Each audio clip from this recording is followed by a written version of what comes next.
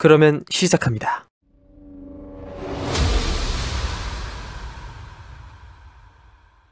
구국의 영웅 잔다르크는 그녀에 대한 민중들의 절대적 지지로 인해 어느덧 왕실에 오히려 위협이 되는 존재로 전락했으며 포로가 되어 잉글랜드에 넘겨진 뒤 더 이상 그녀를 필요로 하지 않는 국왕의 방관 속 비극적 삶의 끝자락에 다다르게 되는데요. 어떻게든 그녀에게 혐의를 씌우려는 영국의 간계로 알아보지도 못하는 문서에 서명을 강요당한 잔다르크의 운명은 과연 어떻게 될까요? 여인의 몸으로 태어나 조국을 구원한 성녀의 남겨진 마지막 이야기 지금 시작합니다.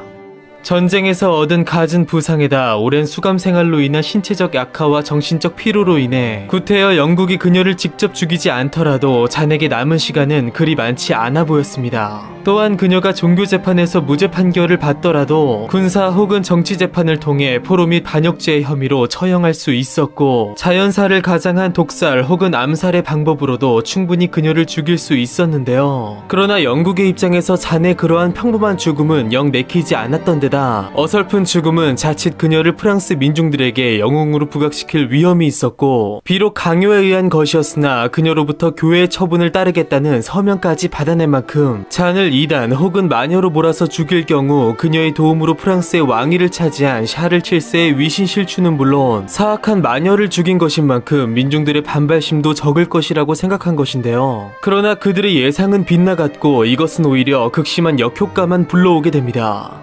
1431년 5월 30일 루앙의 비에 마르쉐 광장에서 많은 군중들이 모여있는 앞에 장대에 밧줄로 묶인 채 불과 하루 전 마녀라는 죄목으로 화형 선고를 받은 잔의 모습이 드러나게 됩니다. 마지막 소원대로 광장에 있던 수사들에게 십자가를 건네받은 잔은 나를 화형대로 몰아넣은 사람들을 용서한다는 말을 남긴 채 끝까지 경건한 태도를 유지했으며 마침내 타오르는 뜨거운 불길 속에 어린 소녀의 몸으로 프랑스 전역을 휩쓴 위대한 영웅은 불과 19살의 나이로 숨을 거두게 됩니다. 그런데 여기서 잔의 화형을 주도한 세력들은 뜻밖의 광경을 목격했으니 그것은 바로 화형식을 지켜보던 친영파 도시인 루앙의 군중들, 영국 병사들, 심지어 재판관 대다수가 눈물을 흘렸고 일부에서는 성녀를 죽였다는 탄식이 나오기도 했는데요. 이것은 그녀의 죽음의 여파가 이미 시작부터 그들이 원하는 방향으로 흘러가고 있지 않음을 의미했습니다. 무엇보다 잔은 죽었지만 그녀가 일궈놓은 프랑스의 전략적 우위는 여전했고 그녀가 고취시킨 프랑스 민중의 애국심은 극에 달했으며 누군가의 간절한 바람대로 정작 그 필요를 다한 잔이 이제 사라진 만큼 샤를 7세는 이제 그녀의 유산을 등에 업고 그만의 새로운 외교판을 짜게 됩니다. 그는 먼저 가장 큰 위험이었던 잉글랜드와 부르고뉴의 동맹 파기를 획책해 역사적인 프랑스 부르고뉴 동맹을 이끌어냈고 잔에 의해 투항한 리시몽 백작을 활용해 파리 및 주변 영토를 탈환하는 등 이미 잉글랜드에 빼앗긴 상당수의 영토를 회복하게 됩니다.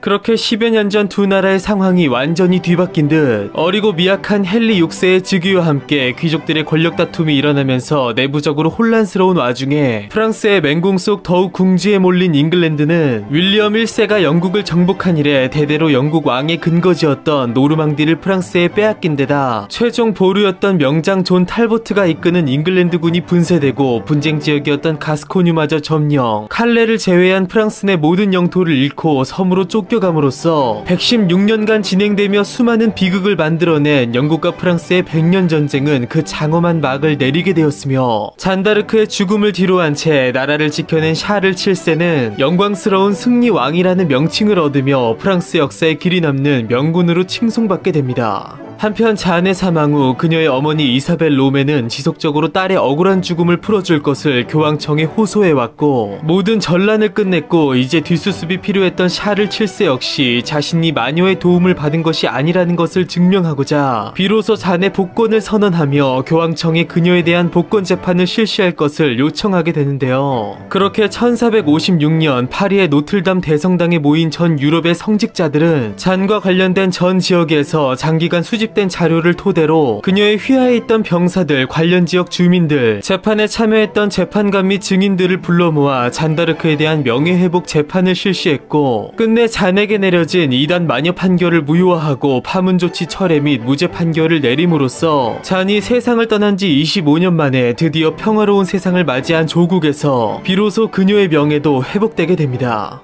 잔다르크가 활약한 기간은 2년 정도에 불과했지만 그녀가 전쟁에 끼친 영향은 실로 막대했습니다. 당시 경제력과 군 동원력에서 절대적 우위에 있었음에도 오랜 패전으로 급격한 사기 저하를 맞은 프랑스는 아군 1,000명이 적군 200명을 만나면 도망친다고 할 정도로 매우 심각한 상황에 놓여 있었는데요. 이런 상황에서 신의 권능을 받은 성녀의 출현은 하나님이 그들의 편에 섰다는 의미로 받아들여져 프랑스군의 사기를 크게 증진시켰고, 이는 반대로 잉글랜드군의 사기를 떨어뜨리게 됩니다. 무엇보다 이것으로 더욱 자신감을 얻은 프랑스가 주도권을 쥐고 전쟁의 균형추를 자국으로 가져온 것은 물론 잔해 사후에도 계속해서 잉글랜드를 압박해 들어갔으니 아무래도 전체 인구수에서 뒤지는 잉글랜드는 질적 양적으로 월등히 앞서는 프랑스의 공세를 견디지 못하고 결국 대륙의 모든 영토를 상실하면서 패배를 맞이하게 된 것인데요. 그러나 여기서 흥미로운 사실은 백년 전쟁의 패배가 한편으로 영국에게는 오히려 전화위복이 되었다는 것인데, 대륙의 많은 영토를 둔 대륙국가에서 완전한 섬나라로 전락한 영국은 이후 생존 전략으로 본의 아니게 해양 진출에 목을 매게 되었고, 섬나라의 이점을 살려 건설한 막강한 해군력과 식민지를 통해 얻은 풍부한 자원을 바탕으로 발전을 거듭해 전 세계의 4분의 1을 지배하는 해가 지지 않는 나라 대영 제국으로 성장하게 됩니다.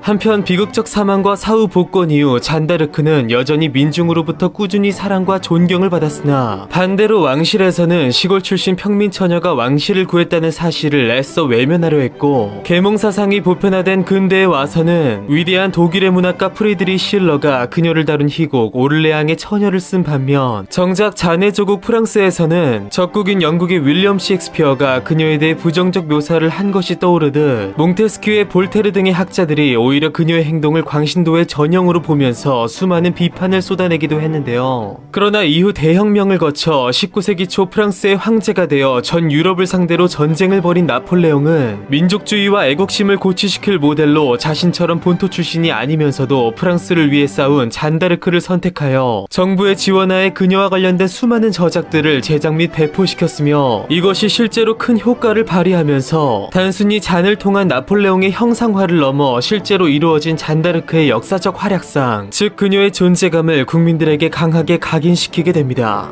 그렇게 이후 19세기 중반에 들어서면 좌우파 모두가 잔다르크를 자신들의 상징으로 여겼는데, 좌파의 경우 잔이 하층민 출신임을 내세우고 우파는 잔이 왕권 회복을 위해 싸웠음을 내세우며 자신들에 대한 상징화를 의도한 것인지 전 프랑스 및 프랑스령 식민지에 잔의 동상이 2만 기 가까이 세워지기도 했습니다. 이후 대국가적 위기인 두 차례 세계대전 때는 잔다르크를 앞세운 포스터가 나오기도 했고, 프랑스 역사상 최대의 암흑기라 할 수 있는 비시정부 시기에는 페탱의 괴뢰 정권과 드골의 자유 프랑스 모두가 잔을 자신들의 상징으로 여기기도 했는데요. 무엇보다 하나님의 계시를 받고 조국을 위해 싸우다 장렬한 최후를 맞은 그녀의 영웅적 생애는 시간이 흐를수록 더욱더 존경받았고 끝내 신성화되기까지 했으니, 1910년 교황 비오 10세에 의해 시복, 1920년 교황 베네딕토 15세에 의해 시성된 잔다르크는 이제 역사적 영웅의 의미를 넘어 성인으로서 추앙받게 됩니다. 그렇게 현재 파리의 랜드마크인 피라미드 광장에서 모두의 존경 속에 우뚝 서 있는 성녀 잔다르크는 좌우파를 막론하고 국가적 위기 때마다 좌절하지 않고 그들을 다시 일어설 수 있게 하는 프랑스의 영광이자 불멸의 상징으로서 영원히 기억되고 있습니다.